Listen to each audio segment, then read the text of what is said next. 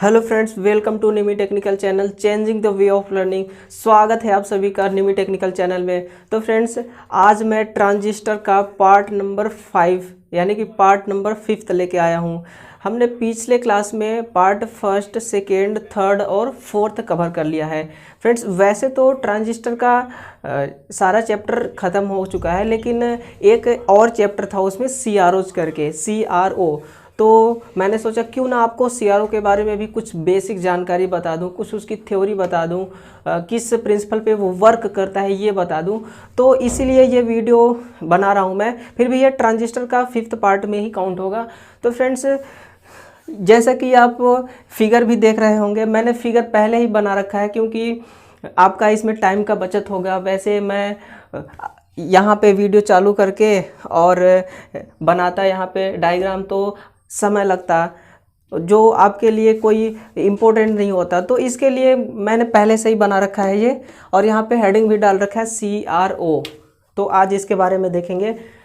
तो चलिए friends, CRO के बारे में देख लेते हैं। वैसे तो आप लोगों ने पढ़ रखा होगा, बट मैं कोशिश करूँगा कि थोड़ा सा अलग बताने की, थोड़ा सा सिंपल लैंग्वेज यानी कि साधारण भाषा में बताने की, जिसमें से आपको अच्छे तरह से समझ में आए।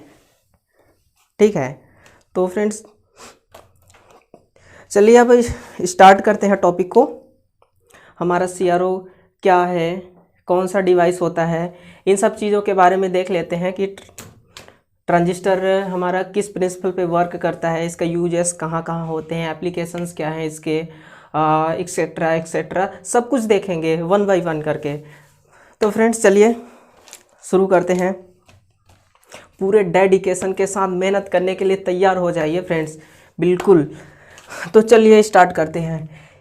ये है मेरा CRO। मैं सबसे पहले आपको बताना चाहूँगा इस CRO के बारे में कि CRO है क्या।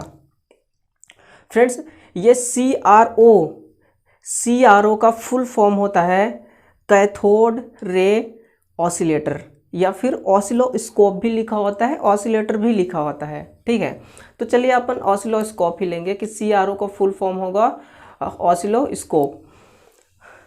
तो आप इस CRO से क्या समझ रहे हैं, CRO से क्या समझ रहे हैं? तो फ्रेंड्स, मैं आपको बता दूं, आप लोगों ने पढ़ रखा होगा एनोड, कैथोड, इस सब चीज़ के बारे में पढ़ा होगा। ठीक है ना।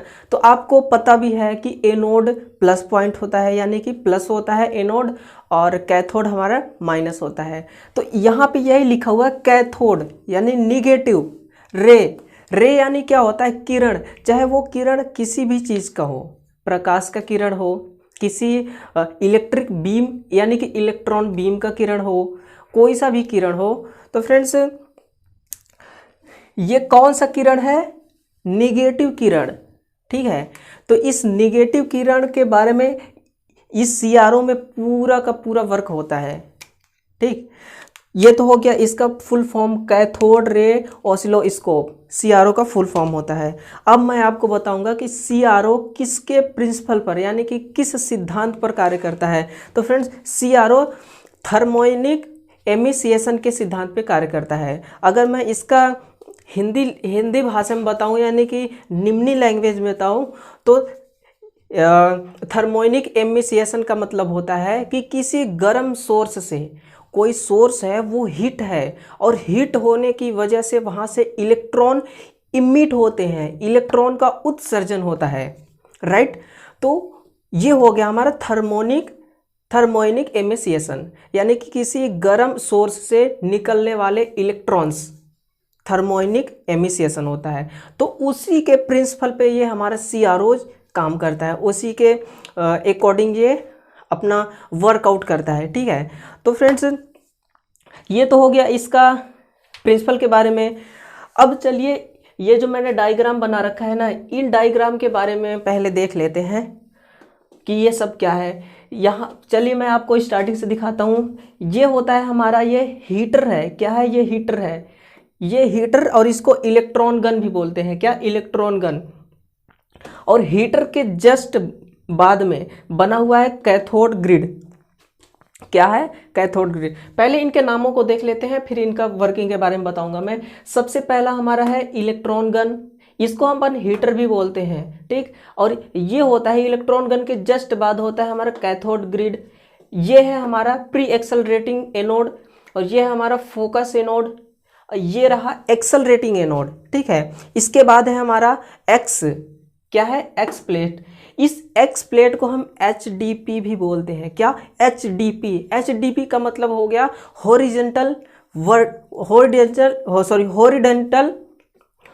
Deflecting plate, horizontal deflecting plate. और इसी तरह एक प्लेट और होता है, वो होता है वाई प्लेट, ये वर्टिकल डिफ्लेक्टिंग प्लेट होता है। क्या, इस HDP से हॉरिजेंटल डिफ्लेक्टिंग प्लेट और ये हमारा हो गया वर्टिकल डिफ्लेक्टिंग प्लेट।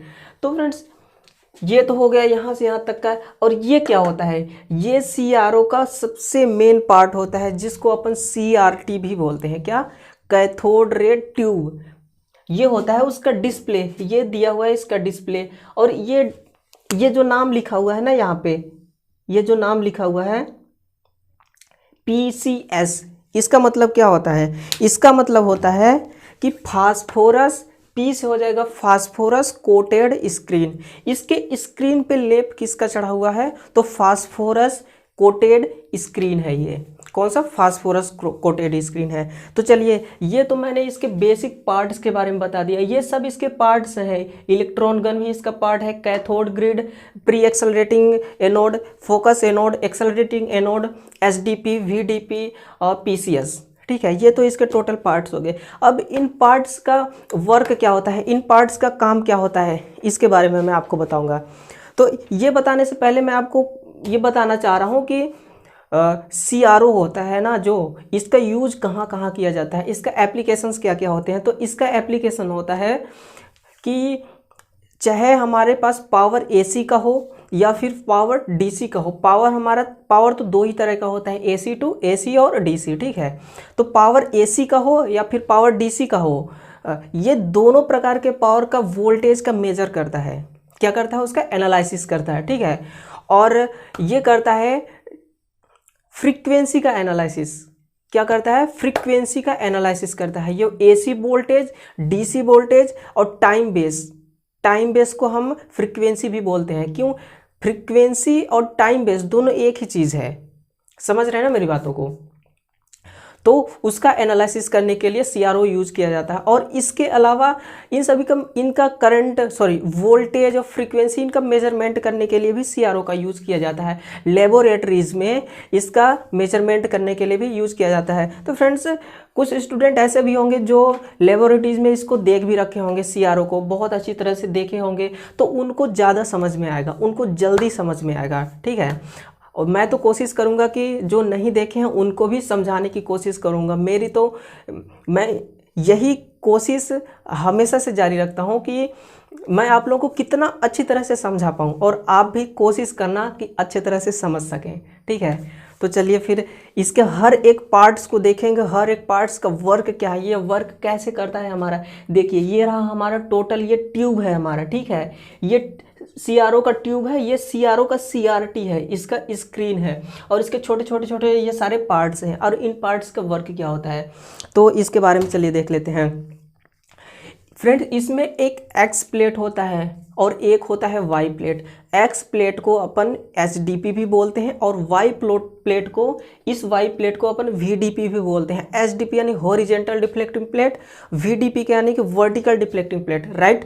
तो ये जो हमारा ये जो हमारा एक्स प्लेट है, ये कैसा होता है, हॉरिजेंटल होता है, ठीक है। और ये VDP ये वर्टिकल होता है फ्रेंड्स। लेकिन ये कहने को होता है हॉरिजेंटल और वर्टिकल, लेकिन एक्चुअल में ना, ये जो एक्स प्लेट है, ये जो हमारा एक्स प्लेट है, ये वाली प्लेट, ये वर्टिकल में होता है, राइट। और हमारा वर्टिकल डिफ्लेक्टिंग प्लेट ये होता है हॉरिजेंटल में, यानी कि ये इंटरचेंज होता है, समझ रहे हैं ना। एक्चुअल की बात कर रहा हूँ मैं, वास्तव में ये जो एक्स प्लेट है ना, ये HDP नहीं, ये VDP होता है। और ये वाई प्लेट VDP नहीं, HDP होता है, ठीक है। कोई कन्फ्यूजन नहीं रखना है अपने अंदर, कोई अपने दिमाग के अंदर कोई कन्फ्यूजन, अगर कन्फ्यूज हो गया अपना तो फिर समझने में दिक्कत होगी, क्योंकि इसका प्रोसेस बहुत ही लंबा होता है, ठीक। तो इसमें क्या होगा कि देखिए, अगर हमें इस CRO के थ्रू किसी एक्सटर्नल सप्लाई का किसी इस सीआरओ के थ्रू किसी एक्सटर्नल सप्लाई के वेव फॉर्म का एनालाइज करना है, उसका मेजरमेंट करना है।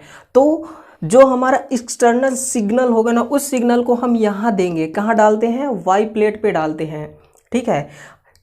चाहे वो सिग्नल हमारा एसी पावर का हो, चाहे वो सिग्नल हमारा डीसी पावर का हो, एसी पावर का हो या डीसी पावर का हो, दोनों प्रकार के पावर का ये मेजरमेंट करता है, ठीक है, सॉरी वोल्टेज का मेजरमेंट करता है। तो हमारा जो जिस पावर के वेव फॉर्म का हमें एनालाइज करना होता है, उसको हम कहाँ डालते हैं, उसको डालते हैं हम वाई प्लेट पे, ठीक है, डाल दिए। और हमारा एक होता है एक्स प्लेट, जिसे हम एचडीपी बोलते हैं, लेकिन एक्चुअल में होता है ये वीडीपी, ठीक है। तो ये करता क्या है कि इसके अंदर सीआरओ के अंदर सॉरी इस साइड में खड़ा हो जाता हूँ, आपको देखने में कोई दिक्कत ना हो। सीआरओ के अंदर एक 100 टूथ जनरेटर लगा होता है, और आप सबको पता होगा फ्रेंड्स कि जनरेटर क्या करता है, ठीक है। तो जनरेटर हमारा करता है जनरेट, और वो क्या जनरेट करता है, इलेक्ट्रिक पावर, ठीक है। अगर कोई इलेक्ट्रिक पावर है, चाहे वो इलेक्ट्रिक पावर डीसी का हो, चाहे वो इलेक्ट्रिक पावर एसी का हो, उसका कोई ना कोई तो वेव फॉर्म होगा, कोई ना कोई इसका शेप होगा, यानी कि आकार होगा, उसके वेव फॉर्म का आकार होगा, ठीक है। तो ये कौन सा वेव फॉर्म वाला पावर जनरेट करता है, 100 टूथ जनरेटर, तो आप कहोगे कि स्क्वायर वेव वाला, ठीक है, स्क्वायर वेव वाला। कौन सा, स्क्वायर वेव वाला पावर जनरेट करता है 100 टूथ जनरेटर। तो ये 100 टूथ जनरेटर लगा होता है सीआरओ के अंदर, जो पावर जनरेट करता है, और उस पावर को, उस सिग्नल को किस पे डालते हैं, एक्स प्लेट पे। एक्सटर्नल सप्लाई सोर्स को डालते हैं वाई प्लेट पे, और सीआरओ के अंदर 100 टूथ जनरेटर द्वारा जनरेट किया गया पावर को डालते हैं एक्स प्लेट के अंदर। यहाँ तक तो क्लियर, सबको क्लियर हो गया, कोई दिक्कत नहीं है ना, ठीक है। चलिए, सब कुछ ठीक ठाक चल रहा है, बढ़िया है। अब क्या होता है, देखिए, जैसे ही वाई प्लेट यानी कि वीडीपी, वर्टिकल डिफ्लेक्टिंग प्लेट पे जैसे ही हम कोई एक्सटर्नल सप्लाई सोर्स का सिग्नल डालते हैं, ठीक है, वाई प्लेट की बात कर रहा हूं मैं, एक्स प्लेट की नहीं। एक्स प्लेट की मैं बाद में बताऊंगा, पहले वाई प्लेट के बारे में बताता हूं। जैसे हम किसी एक्सटर्नल सप्लाई सोर्स का वेव सिग्नल वाई प्लेट पे डालते हैं, उसी समय जस्ट उसी समय ये हमारा जो इलेक्ट्रॉन गन है ना, ये इलेक्ट्रॉन गन क्या करता है, हीट जनरेट करने लगता है, ठीक है, हीट जनरेट करने लगता है। उस हीट जनरेट की वजह से इलेक्ट्रॉन का एमिसिएशन होने लगता है, ठीक है। इलेक्ट्रॉन एमिट होने लगते हैं, यानी कि उत्सर्जन होने लगते हैं, ठीक है। अब उत्सर्जन होंगे तो देखिए, जैसे ही हमने वाई प्लेट पे कोई एक्सटर्नल सप्लाई का सिग्नल दिया, एक्सटर्नल पावर का सिग्नल दिया, तो यहाँ सिग्नल डालते ही, सिग्नल इसको देते ही, ये जो हमारा इलेक्ट्रॉन गन है, इलेक्ट्रॉन गन हमारा हीट होने लगता है। हीट होने की वजह से यहाँ इलेक्ट्रॉन इमिट होने लगते हैं, यानी कि हमारा इलेक्ट्रॉन उत्सर्जित होने लगता है। मेरे भाई, मैंने आपको बताया था कि सीआरओ हमारा किसके प्रिंसिपल पे वर्क करता है, तो सीआरओ हमारा थर्मोनिक एमिसिएशन के सिद्धांत पे कार्य करता है, यानी कि थर्मोनिक एमिसिएशन के प्रिंसिपल पे वर्क करता है। और मैंने आपको थर्मोनिक एमिसिएशन के बारे में बताया था कि ये किसी गर्म सोर्स से इलेक्ट्रॉनों का निकलना, उत्सर्जित होना या फिर एमिट होना, ठीक है। तो जैसे ही ये हीट होता है हमारा इलेक्ट्रॉन गन, हीट होते ही इसमें से इलेक्ट्रॉन एमिट होने लगते हैं, ठीक है, एमिट हो गया। तो इलेक्ट्रॉन जब एमिट होते हैं ना, तो हमारा जो ये इलेक्ट्रॉन होता है, ये इलेक्ट्रॉन किसी सेम डायरेक्शन में एमिट नहीं होते हैं। कुछ इलेक्ट्रॉन इधर जाएंगे ऐसे, कुछ इलेक्ट्रॉन इधर जाएंगे, और कुछ तो सीधे जाएंगे, ठीक है, कुछ इधर जाएंगे और कुछ इधर जाएंगे, ठीक है। तो यहाँ से आप लोगों को दिख रहा होगा। अब जब मेरा इलेक्ट्रॉन एमिट हुआ, तो एमिट होने के बाद देखिए इलेक्ट्रॉन किधर किधर भाग रहे हैं, कोई इधर आ रहा है, कोई इधर जा रहा है, यानी इनका कोई एक पर्टिकुलर डायरेक्शन नहीं है, ठीक है ना। तो इस समय जब इलेक्ट्रॉन हमारा एमिट हो जाएंगे तो ये जो हमारा लगा हुआ है प्री एक्सेलरेटिंग एनोड है, क्या है, प्री एक्सेलरेटिंग एनोड। और pre accelerating anode, focus anode और एक्सेलरेटिंग एनोड, ये इन तीनों को एडजस्ट किया जाता है। क्या किया जाता है, एडजस्ट करके इस इलेक्ट्रॉन के बीम को एक पर्टिकुलर डायरेक्शन में ओरिएंट किया जाता है। ठीक है, जैसे ही हमने इस वाई प्लेट पे सिग्नल दिया, ये हमारा इलेक्ट्रॉन गन हीट हो गया। इलेक्ट्रॉन गन हीट होने से यहाँ से इलेक्ट्रॉन एमिट होने लगे। अब इलेक्ट्रॉन तो एमिट होने लगे, लेकिन हमारा इलेक्ट्रॉन, मेरी बातों को ध्यान से सुनना, इलेक्ट्रॉन हमारा अलग अलग दिशाओं में, कोई ऊपर तो कोई नीचे, कोई पर्टिकुलर डायरेक्शन नहीं है इनका। ठीक है, कोई एक समान दिशा नहीं है इनका, असमान दिशा में ये उत्सर्जित हो रहे हैं। लेकिन असमान दिशा में उत्सर्जित हो रहे हैं तो हमें इसे एक समान दिशा यानी कि एक पर्टिकुलर डायरेक्शन देना होगा। ठीक है, तो किसके थ्रू देंगे, किसको एडजस्ट करके देंगे फ्रेंड्स, तो ये pre accelerating anode, focus anode और एक्सेलरेटिंग एनोड, इन तीनों को हम एडजस्ट करेंगे तो फिर ये हमारा एडजस्ट हो जाएगा। इलेक्ट्रॉन के जो बीम है ना, ये इलेक्ट्रॉन हमारा एडजस्ट हो जाएंगे। ठीक है, अब जब हमारा इलेक्ट्रॉन बीम एडजस्ट हो गए तो इस वाई प्लेट, ध्यान देना इधर, इस वाई प्लेट के थ्रू इसको यहाँ CRT पे ट्रांसफ़र किया जाता है। ठीक है, अब देखिए कुछ इलेक्ट्रॉन इधर जा रहे थे, कुछ नीचे आ रहे थे, तो इन तीनों को pre accelerating anode, focus anode और एक्सेलरेटिंग एनोड, इन तीनों को एडजस्ट किए तो ये हमारा एडजस्ट कौन हो गया, इलेक्ट्रॉन बीम। और इलेक्ट्रॉन बीम जैसे ही एडजस्ट हुए तो वाई प्लेट के थ्रू यानी कि VDP के थ्रू इसको CRT, इलेक्ट्रॉन बीम को CRT में ट्रांसफ़र किया जाता है। ठीक है फ्रेंड्स, यहाँ से आपके इतने सारे क्वेश्चन आते हैं ना, इतने सारे क्वेश्चन बनते हैं कि अगर जो इसको पढ़ लिया ना तो समझ लिए 2 से 3 नंबर उसका कहीं नहीं गया, बिल्कुल 100% उसका 2 से 3 नंबर यहाँ से वो अपना कंप्लीट कर लेगा। ठीक है ना, तो फ्रेंड्स मज़ा आ रहा है ना पढ़ने में, बस मज़ा आना चाहिए, बस आप बिल्कुल एकदम एक्साइटेड होके पढ़ना तो तब मज़ा आएगा पढ़ने में। ठीक है, तो यहाँ तक तो हो गया, इलेक्ट्रॉन बीम को एडजस्ट करके वाई प्लेट यानी VDP के थ्रू CRT को ट्रांसफ़र कर दिए। ठीक, यहाँ तक तो ट्रांसफ़र हो गया। ठीक है ना, अब क्या करना है कि जिस वेव फॉर्म का हमें एनालिसिस करना है, ठीक है ना, जिस वेव फॉर्म का हमें एनालिसिस करना है उसके अकॉर्डिंग इलेक्ट्रॉन बीम को क्या करना है, उसके अकॉर्डिंग इलेक्ट्रॉन बीम को फास्फोरस कोटेड स्क्रीन, ये क्या है, फास्फोरस कोटेड स्क्रीन PCS, इस पे डालते हैं। ठीक है ना, हमें जिस वेव फॉर्म का एनालिसिस करना होता है या मेजरमेंट करना होता है तो उस वेव फॉर्म के अकॉर्डिंग इलेक्ट्रॉन बीम को, ये इलेक्ट्रॉन बीम है ना, इस इलेक्ट्रॉन बीम को कहाँ डालते हैं, CRT पे। चलिए मैं इसको CRT भी लिख दे रहा हूँ, CRT। ठीक है ना, अब कोई दिक्कत नहीं होगा। तो इलेक्ट्रॉन बीम को CRT पे डालते हैं। ठीक है, CRT पे डाल दिए। अब देखिए अब क्या होता है आगे,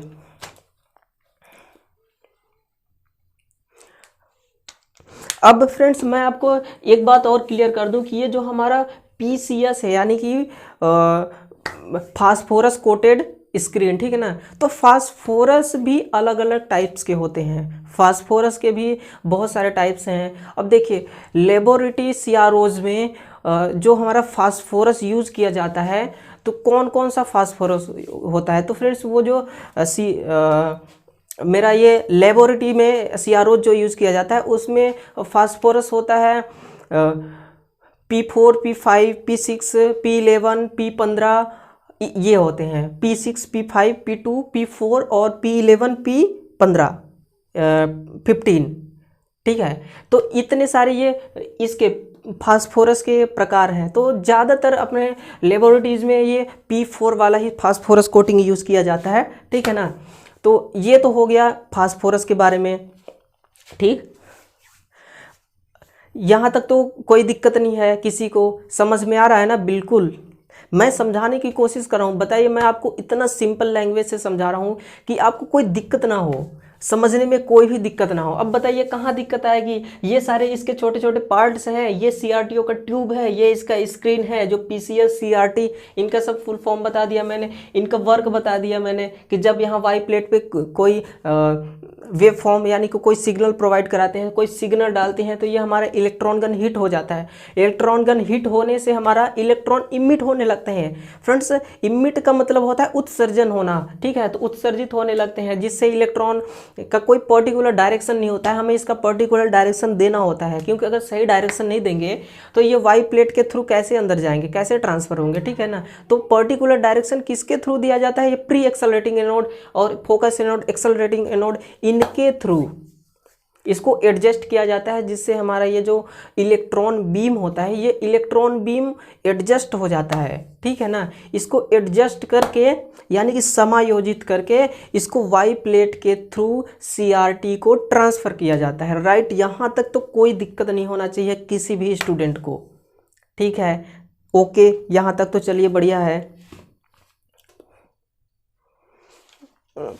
अब फ्रेंड्स, इसमें एक होता है गेट एम्पलीफायर।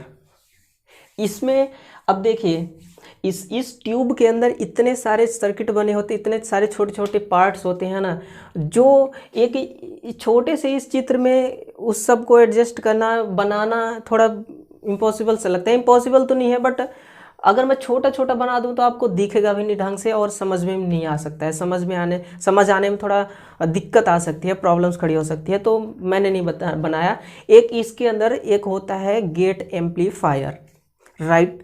अब गेट एम्पलीफायर का क्या वर्क है वो मैं बताता हूँ, चलिए। तो फ्रेंड्स, ये जो गेट एम्पलीफायर होता है ना, ये एक सर्किट होता है इस सीआरओ के अंदर, ठीक है। इस सीआरओ के अंदर एक सर्किट होता है और ये क्या करता है, मैं आपको बता दूं, सर्किट चाहे कोई सा भी हो, इलेक्ट्रिक सर्किट हो या फिर इलेक्ट्रॉनिक सर्किट हो, तो मेरे भाई अगर किसी सर्किट से हमें किसी सर्किट को हमें चालू करना है यानी कि ऑपरेट करना है, प्रचालित करना है, तो उसके लिए सबसे इम्पोर्टेंट क्या चाहिए, क्या होता है, किसी सर्किट को ऑन करने के लिए क्या चाहिए हमारे पास, हमें चाहिए पावर।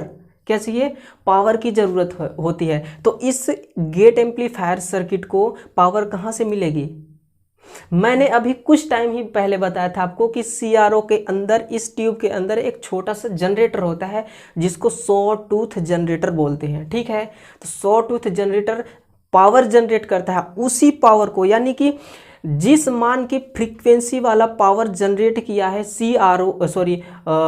सॉ टूथ जनरेटर, उसी पावर को गेट एम्पलीफायर को दिया जाता है इनपुट के रूप में। इसके बाद हमारा गेट एम्पलीफायर आउटपुट में उसी मान की फ्रीक्वेंसी वाली एक स्क्वायर वेव फॉर्म तैयार करता है।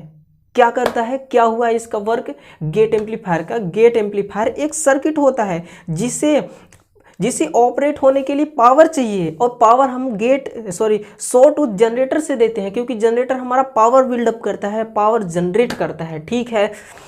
तो पावर जनरेट किया, उस पावर को हम कहाँ दे दिए, गेट एम्पलीफायर सर्किट को। गेट एम्पलीफायर सर्किट हमारा ऑन हो गया, ठीक है, ऑन हो गया। अब वर्क करेगा, ये कैसे वर्क करेगा, जिस मान की फ्रीक्वेंसी यानी कि हमारा जो सॉ टूथ जनरेटर होगा, वो जनरेटर जब पावर जनरेट किया होगा तो उसमें भी कोई फ्रीक्वेंसी होगी, ठीक है। वेव फॉर्म भले उसका चेंज हो, लेकिन कोई ना कोई फ्रीक्वेंसी होगी, ठीक है ना। तो फ्रीक्वेंसी का कोई ना कोई मान भी होगा, या फिर 0 होगा या फिर 0.1 होगा, लेकिन कोई ना कोई तो उसका मान होगा ना। तो जिस मान का फ्रीक्वेंसी जनरेट किया सॉ टूथ जनरेटर, तो हमारा ये जो गेट एम्पलीफायर होता है उसी मान का फ्रीक्वेंसी वाला एक कौन सा वेव फॉर्म तैयार करता है, स्क्वायर वेव फॉर्म। अब स्क्वायर वेव फॉर्म का शेप कैसा होता है, आकार, स्क्वायर वेव फॉर्म का आकार ऐसा होता है। ये हो गया मेरा टाइम सिग्नल, ये हो गया मेरा टाइम, ठीक है ना, ऐसा, ये हो गया मेरा स्क्वायर वेव फॉर्म, ठीक है ना। तो आउटपुट में हमारा गेट एम्पलीफायर इसी तरह का एक लेआउट तैयार करता है, यानी कि वेव फॉर्म तैयार करता है, ठीक है ना। यहां तक किसी को कोई दिक्कत नहीं, यहां तक तो समझ में आ गया ना।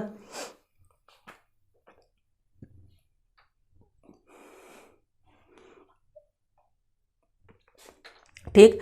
तो ये आउटपुट में क्या करता है, एक स्क्वायर वेव फॉर्म तैयार करता है और इस स्क्वायर वेव फॉर्म को हमारा गेट एम्पलीफायर सर्किट ट्रांसफर करता है CRT को, यानी कि सॉ टूथ जनरेटर के पावर को वो सॉ टूथ जनरेटर द्वारा उत्पन्न किया गया यानी कि डेवलप किया गया पावर को दिया जाता है गेट एम्पलीफायर को। गेट एम्पलीफायर उसी मान की फ्रीक्वेंसी वाला एक स्क्वायर वेव फॉर्म तैयार करता है आउटपुट में और उसको ट्रांसफर कर देता है CRT को, यानी इस ट्यूब को इस स्क्रीन को तैयार कर देता है, डिस्प्ले को ट्रांसफर करता है। ठीक है, अब डिस्प्ले को ट्रांसफर करता है। अब गेट एम्पलीफायर तो अपना काम मौके कर दिया। ठीक है, अब काम किसका हो गया, अब काम हो गया CRT का, क्योंकि उसने तो वहां से वेव फॉर्म तैयार करके भेज दिया CRT को। अब CRT यानी इस स्क्रीन का क्या काम है, विजुअल डिस्प्ले प्रोवाइड कराना, यानी कि एक दृश्य चित्र दिखाना। ठीक है, तो ये क्या करता है, एक मान लीजिए कि इसने एक स्क्वायर वेव फॉर्म तैयार किया और इस डिस्प्ले को दे दिया। ठीक है ना, तो अब स्क्वायर वेव फॉर्म कैसा होगा हमारा, ऐसे आएगा, यहाँ कुछ इस तरह का स्क्वायर वेव फॉर्म होगा। ठीक है ना, थोड़ा थोड़ा नजर आ रहा होगा आपको, मैं यहाँ बना देता हूँ। कुछ इस तरह का स्क्वायर वेव फॉर्म होता है। ठीक ना, तो इस तरह का स्क्वायर वेव फॉर्म दिखाई देता है हमें डिस्प्ले पे, CRT पे। ठीक है ना, यहां तक तो हो गया, ठीक, कोई दिक्कत नहीं है। अब क्या होता है मेरे फ्रेंड्स कि जब हमारा देखिए कोई भी वेव फॉर्म हो, चाहे वो एसी का नहीं, कोई भी वेव फॉर्म हो, चाहे वो साइनसोइडल वेव फॉर्म हो, चाहे वो स्क्वायर वेव फॉर्म हो, चाहे रेक्टेंगल वेव फॉर्म हो, चाहे कोई सा भी वेव फॉर्म हो, उसका एक एम्पलीट्यूड होता है। ठीक है, और उस एम्पलीट्यूड, वो जो एम्पलीट्यूड होता है ना, वो टाइम बेस के अकॉर्डिंग चेंज होता रहता है, यानी कि समय के अनुसार बदलता रहता है। ठीक है ना, चाहे वो वेव फॉर्म कोई सा भी हो। तो ये वेव फॉर्म तो है हमारा स्क्वायर वेव फॉर्म, तो इसका भी तो एक एम्पलीट्यूड होगा, ये भी तो समय के अनुसार अपने वेव फॉर्म की साइज को, यानी कि अपने शेप को चेंज करता होगा। ठीक, तो बिल्कुल चेंज करता है। तो क्या होता है, ये इसका हो गया ये 0, ये इसका क्या मान हो गया, 0 मान हो गया। ठीक, ये इसका पीक वैल्यू हो गया, इसको मैं शिखर मान भी बोल देता हूं। ये शिखर मान होता है, क्या, शिखर मान, जिसको पीक वैल्यू बोलते हैं, पीक बोला जाता है, पीक यानी मैक्सिमम्स। ठीक है ना, पीक में यानी मैक्सिमम, शिखर, उच्च, अधिक, कुछ भी बोल सकते हो। तो 0 से लेके शिखर मान तक, 0 से लेके इस पीक मान तक जब हमारा ये वेव फॉर्म का लाइन यहाँ से यहाँ तक आता है तो हमें डिस्प्ले पे दिखता है। ठीक है ना, डिस्प्ले पे हम बड़े ही आसानी से देख सकते हैं और डिस्प्ले पे दिखता भी है। लेकिन जब ये हमारा वेव फॉर्म नीचे गिरता है ये ऐसे, जब हमारा वेव फॉर्म नीचे गिरता है तो हमें ये दिखाई नहीं देता है। क्यों नहीं दिखाई देता है, इसका क्या कारण है।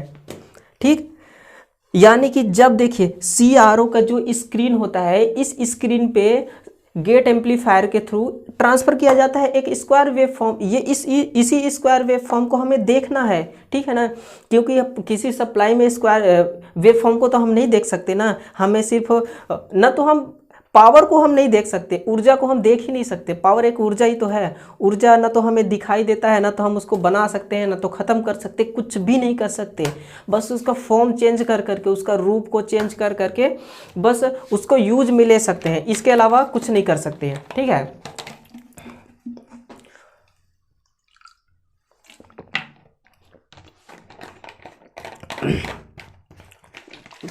तो देखिए क्या होता है यहाँ कि हम इसके वेव फॉर्म को तो देख नहीं सकते कि पावर में, देखिए पावर में क्या, वोल्टेज, करंट, पावर फैक्टर सब कुछ होता है पावर में ना। तो P बराबर क्या होता है, P बराबर VI cos फाई होता है, सबको पता है, ये तो छोटी मोटी चीज़ है, इसको बताने की तो ज़रूरत नहीं है। ठीक है, तो पावर में voltage, current, power factor, phase difference सब कुछ होता है उसी में। जो हम देख थोड़ी सकते हैं, वो कोई वस्तु कोई फिजिकली चीज़ थोड़ी है कि देख लेंगे। तो उसे देखने के लिए तो हम CRO यूज़ किए हैं, CRO का डिस्प्ले पे यही चीज़ दिखेगा। तो जब CRO पे ये स्क्वायर वेव फॉर्म आता है तो ये वाली लाइन, ध्यान देना, ये वाली लाइन 0 से लेके पीक तक की जो लाइन है ना, ये तो हमें नज़र आती है, हम इसको देख लेते हैं। जब इसका वेव फॉर्म ये नीचे गिरने लगती है, ठीक ना, ये नीचे गिर रहा है, देखिए ये नीचे गिर रहा है, तो ये हमें नहीं दिखाई देता है। क्यों नहीं दिखाई देता है? अब इसका रीज़न सुनिए। क्या होता है कि जब हमारा ये लाइन, जब हमारा स्क्वायर वेव फॉर्म का ये वाली लाइन 0 से पीक तक पहुंचती है ना, 0 से पीक तक पहुंचती है, तो इस CRO में एक ब्लैंकिंग सर्किट होता है, वो मैं यहां पे लिख बता रहा हूं, ब्लैंकिंग सर्किट, ब्लैंकिंग सर्किट, ठीक है।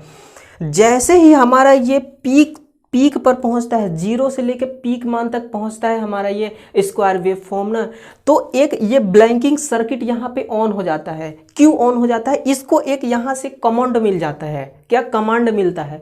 कमांड मिलता है इस ब्लैंकिंग सर्किट को। ये ब्लैंकिंग सर्किट क्या करता है हमारा कि ऑन हो जाता है, ऑन हो जाता है, ठीक है ना। जैसे ही हमारा 0 से पीक तक पहुँचता है वेव फॉर्म का, ये वेव फॉर्म हमारा स्क्वायर वेव फॉर्म, तो ये ब्लैंकिंग सर्किट को एक कमांड मिलता है, ब्लैंकिंग सर्किट ऑन हो जाता है। ब्लैंकिंग सर्किट ऑन होते ही क्या होता है? कुछ ना कुछ तो होता होगा, तो बताता हूं क्या होता है।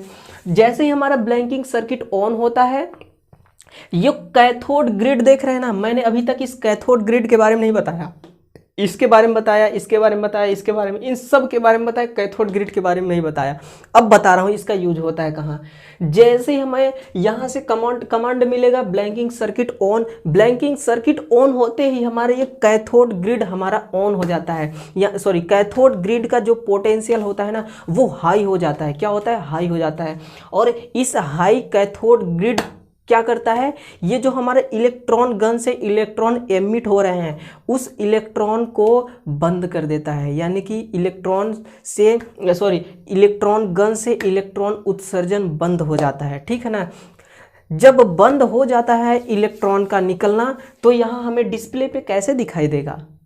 समझ रहे हैं ना? नहीं दिखाई देगा। बिल्कुल सिंपल सी लॉजिक है, नहीं दिखाई देगा। जब इलेक्ट्रॉन, देखिए ये कैथोड ग्रिड का पोटेंशियल जब बढ़ता है ना, तो इलेक्ट्रॉन में देखिए क्या होते हैं, इलेक्ट्रॉन का एक ब्राइटनेस होता है, ठीक है ना। वही ब्राइटनेस तो यहाँ CRT पे हमें दिखता है, इस डिस्प्ले पे यही कैथोड का ये इलेक्ट्रॉन का जो ब्राइटनेस होता है, यही ब्राइटनेस दिखता है, ठीक ना। अब जब ब्राइटनेस को इसने कंट्रोल कर दिया कैथोड ग्रिड ने, इसका जब पोटेंशियल हाई हुआ, तो इसने क्या किया, इलेक्ट्रॉन की ब्राइटनेस को कंट्रोल कर दिया, यानी कि इलेक्ट्रॉन की ब्राइटनेस को ख़त्म कर दिया। इलेक्ट्रॉन का जो उत्सर्जन हो रहा था वो होना बंद हो रहा है, ठीक है। तो जब इलेक्ट्रॉन का ब्राइटनेस ही खत्म हो जाएगा और इलेक्ट्रॉन उत्सर्जन होना ही बंद कर देगा, तब यहाँ कहाँ दिखेगा हमें, ठीक है ना। तो इसलिए यहाँ पे नहीं दिखाई देता है ये। अब आपको समझ में आया टॉपिक है, ठीक है ना। ये बहुत ही अच्छा टॉपिक है, मज़ा आता है पढ़ने में इसको, है ना।